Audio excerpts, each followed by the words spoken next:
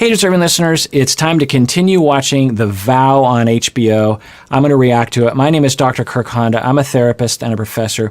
While you're watching this, it's important to check in with your emotions. It's possible that this show could trigger some traumas in some people, and so you want to pause the video or the show if you're watching it on TV. Check in with yourself, make sure you're doing okay, particularly if you've ever been in a cult or you've ever been in a high control relationship where someone was controlling your mind as well. It can have an effect on you if you're going to watch this show. So please take care of yourself. All right, let's get to the show.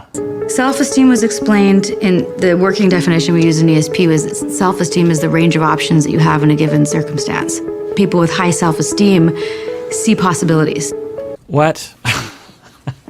I mean, it's fine. I guess if it works for them, that's great. But that's not the definition of self-esteem. It's not even close. People with high self-esteem see options. I mean, I guess that's an interesting reframe. I'm trying to think like how that would be helpful. So self-esteem is how good you feel about yourself. Basically, your working model of who you are, how lovable you are, how good you are, how likable you are, how worthwhile you are, how competent you are in things. And we all know that for ourselves and others, there are different ranges of how much self-esteem one would have. For example, for me, when it comes to doing these kinds of reaction videos, at first I had very low self-esteem because I hadn't done many of them yet. And when I would put one out, I'd be like, oh God, I don't think anyone's going to like this. And then as people liked it and I got more feedback from people, got a better camera, better lighting, these kinds of things, a better background, I was getting more positive feedback, and I was like, okay, I'm having a little bit more self-esteem in that situation. That's how I define self-esteem. And more globally, personality-wise, there are people who are treated very well growing up. I was treated pretty well growing up and have a pretty good self-concept, a pretty good self-esteem. I feel like I am likable and that I can do things. I still replay stupid stuff that I do. You know, I can't believe I said that at a work meeting, and what's wrong with me? Don't say that again. You know, that kind of beating yourself up. I certainly do that, which is indicative of at least some low self-esteem, if you will. But I was raised pretty well, and so I have a good concept of other people. I trust other people. I think other people are good and have maybe a couple flaws, but they're mostly good. And I think of myself as being mostly good with some flaws. People who are raised in other kinds of ways, abused or neglected, will have potentially very bad self-esteems, meaning that they will not think of themselves as lovable. They will think of themselves deep down as deeply, deeply flawed. Other people would never love them if they really knew the real them. And there's a lot of other schemas that what we could associate with low self-esteem. So that's how I define self-esteem. So I wouldn't look at someone who was abused growing up and who had very, chronic low self-esteem. I wouldn't say that if you have low self-esteem, it's because you're not opening yourself up to possibilities. Now, that might help some people. Some people with low self-esteem might need that optimism of like, okay, here and now, because I'm guessing this is, it's very common for these kinds of services, these kinds of forums, charismatic change forums, if you will, to have that kind of point of view, because it can be very powerful. It's a humanistic point of view in that, look, forget about the past, think about right now. It's a Gestalt thing as well. Think about right here, right now. I don't want to hear about your self-esteem in the past. I want to hear about right now. What do you feel right now? And when you kind of pull people away from their attention of the past, it can sometimes really free people up. And I've used these techniques in therapy. They're called Gestalt techniques or humanistic techniques, here and now techniques. You could say mindfulness is sort of in there. Positive psychology is in there as well. There's a whole set of techniques and large volumes of research and therapy theory related to this, by the way. Postmodern techniques are kind of like this as well. Solution-focused and narrative, this kind of thing. But anyway, so a lot of these services are kind of like that, and it can really be great. And it can help people to say, you know what, I'm just going to not have that narrative anymore that I have low self-esteem or that I'm worthless or that I'm not good enough. Because some people will have low self-esteem about their low self-esteem. They will think, yeah, you know what, I have a history of beating myself up. I am my worst enemy. And there's really no point in me trying anything or trying to get love in my life because I will always screw it up. And right now I'm screwing it up again because I'm telling myself that I'm going to screw it up. I am a screw up. And it all has to do with this narrative, the story you tell about yourself. And if you can sort of charismatically lead a group and subtly brainwash them into a way of thinking for good, then they might be able to free themselves of just like, I'm going to put that behind me. Now, the problem is if you've been traumatized and mistreated, those things are going to come back. You can't just erase them away. You can't just live in the here and now and change the way your brain developed when you were 2, 3, 4 years old, particularly if you were severely mistreated, as I know some of you have been. There's a reasonable expectation of change with a situation like that. But, it can be quite liberating for people. And I've used those techniques with people, and it sounds like maybe that's what they're doing with them here as well. But I would never phrase it like that with a client. I would never say like, well, the only reason why you have self-esteem is because you're not open to possibilities. You're not realizing your full potential here. I wouldn't say that to someone unless I knew it was going to work. And there's no way to know if it's going to work because the downside to that is if you say that, you could really hurt someone's feelings. They could really be like, so you're saying it's all my fault? That's what you're saying. And a lot of these programs will have that kind of worked into it, because it works in their favor to say, look, people, there's two kinds of people who come to this program. Those who are open and curious and willing to make this work, and it will work for you. And there's another group who resists these good ideas and is a cynic on the inside, and they're closed off. And for those people, they're going to drop out. They're not going to like anything we have to say. It's not going to work for them. Which kind of person are you? Okay, so that dichotomy, right? There's a lot of other categories of people, like maybe this isn't the right service for them.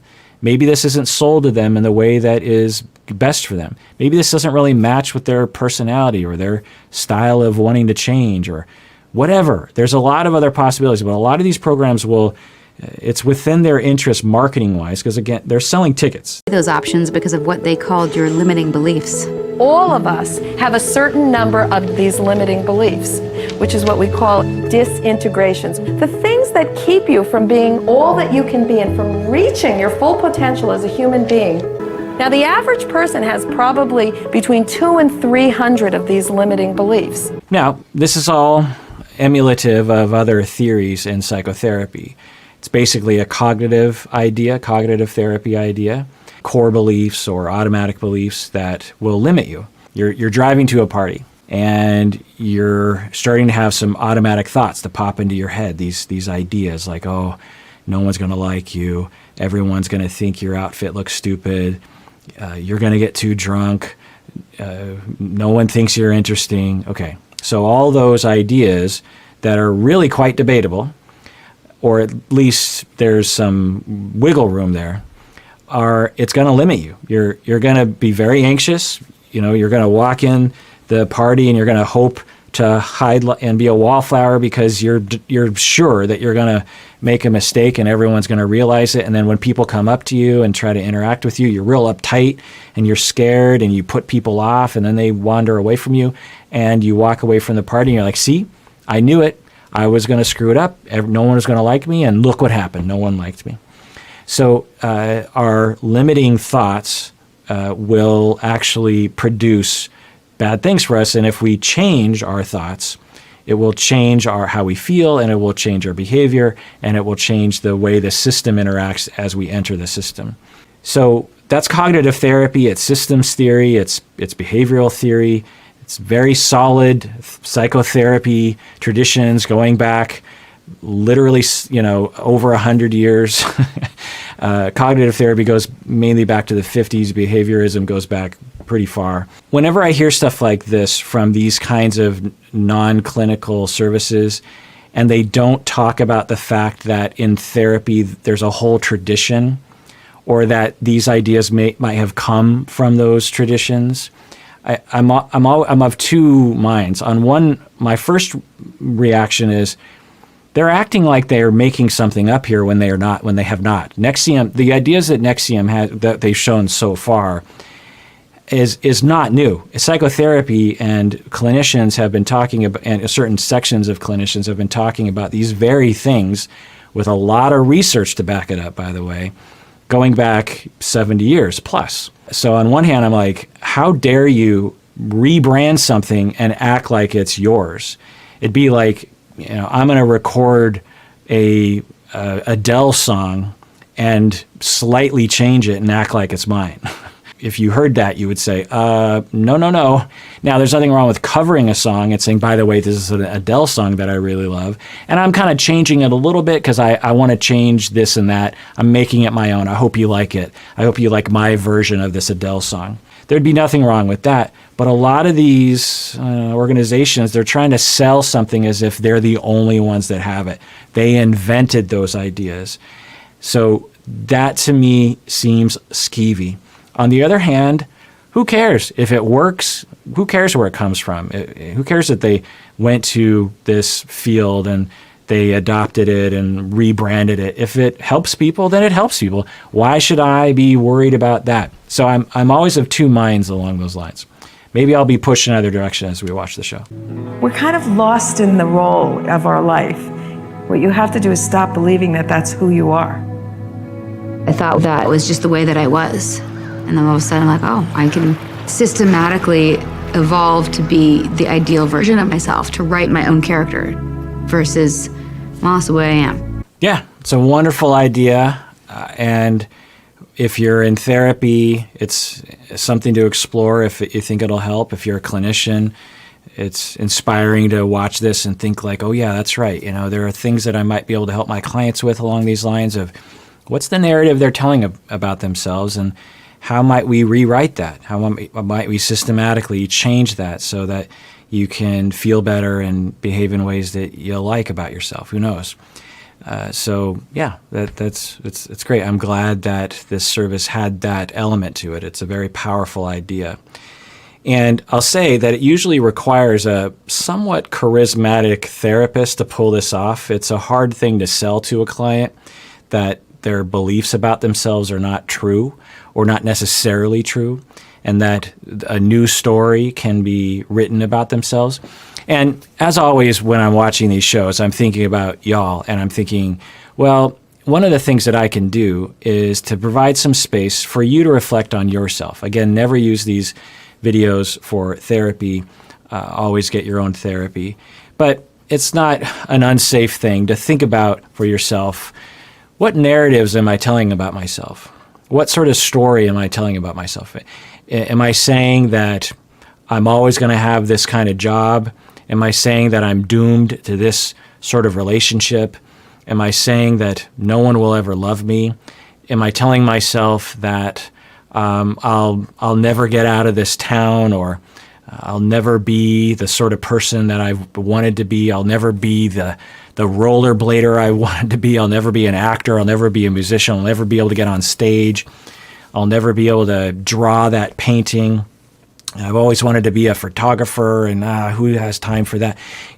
What kind of repetitive limiting beliefs, I'm using the NXIVM language, and also cognitive therapy language, by the way, that might be getting in the way. Now, maybe there are barriers that you just can't get rid of. And a lot of these kinds of organizations will propose there are no barriers. But we all know there are some practical barriers that just are going to limit you, But the point is that it is helpful to reflect on that. Maybe we can use this time right now, sort of independent of this show, to reflect on those things and to think, what thoughts are getting in the way of me being who I want to be? I want to be a painter. I want to start getting into music, and I want to learn how to play piano, or I want to have a better relationship with my dad. And my limiting belief is saying, well, he'll never change. He doesn't want a good relationship with me. Why am I telling why am I telling that to myself? Why do I have that narrative? Is that limiting to me? Is that preventing me somehow? Is that giving me the ability to avoid taking action? And really, what am I afraid of? I get one life to live. let's go for it in this way. You could see how if you had a charismatic leader who was teaching a class like that, you could have a lot of students in the class, and like her, they would just be like, whoa, and really feeling good about this program and saying, yes, sign me up for more classes. You could see that, right? And, it could be, again, could be used for evil, could be used for meh, and it could be used for good. Never heard anyone go, well, I'm just not a morning person. I'm like, that's just a limiting belief. When you recognize that everyone has limiting beliefs, you just walk around going, no, that's a limiting belief. That's not true. That's bullshit. So right there, so I don't know if you caught that, but she gives this example of she learned these limiting beliefs, the power of limiting beliefs and getting rid of them. And then she gives an example. She says, yeah, when someone says, you know what, I'm not a morning person. And then she's like, that's a limiting belief. Well, it could be a limiting belief. That is not necessarily true. But there are morning people and night owls, right? And in between people. And we've actually studied this, that there's a circadian rhythm variance within various people. That's one of the issues here that some of these programs will propose, is that to say you're not a morning person and that you're a night owl is all in your head. And that's what the Bleep Do I Know documentary also talked about, if I remember right. I'm not quite sure. But I remember thinking that it had that kind of idea of like, if you think it, it will happen, the whole manifestation of your own thoughts. And that's just magical thinking. You can't wish away your circadian rhythm. You have a circadian rhythm. You have a physical body that has cycles. And just believing you don't have those things does not make it go away. Now, can you change things with your mindset? For sure.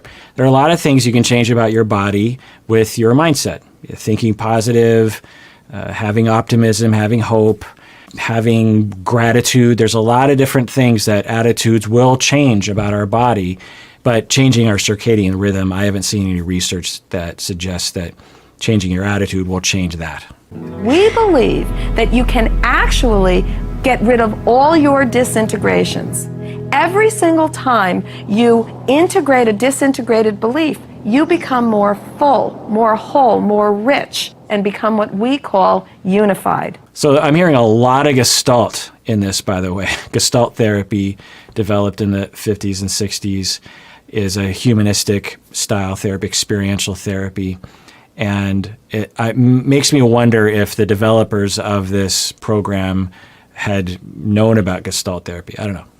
But the thing that began to grow on me bit by bit is everybody was so kind. And it's this weird, incredible, idyllic type of society where everybody's rooting for everybody. Right. So that's another powerful aspect of some of these groups, whether it's a church or a Nexium thing or Landmark or I guess maybe even the military, I'm not quite sure, or a company like Google or something, where you join the group and a good leader who promotes a culture of kindness and openness and safety, you can really create a lot of good feelings because, again, we are social creatures and we are looking for our tribe. We're looking for our group. So let's get back to the show. Keith developed a model called rational inquiry, which is the model that we use in this program. We refer to rational inquiry as a technology.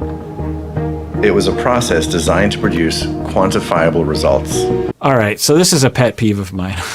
So let me explain in a sort of a broad way. Therapy has a lot of stigma around it. A lot of people will not even go to therapy, even though they're dying to go, because they don't want the stigma that will be attached to them going to therapy. They're ashamed.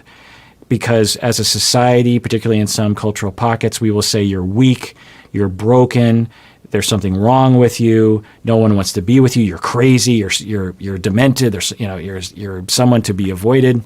And these messages are throughout our culture and have been going on for decades. So it's a problem that we have. And what will happen sometimes is that programs like this, in their very slick marketing decisions, they'll try to firmly market themselves as something other than therapy because of that stigma. Maybe also because they don't want to come across like it's just therapy rebranded. And so a lot of times they'll have these words like technology. When you hear, we have a technology, you don't think therapy, right? You don't think talking. That's not technology.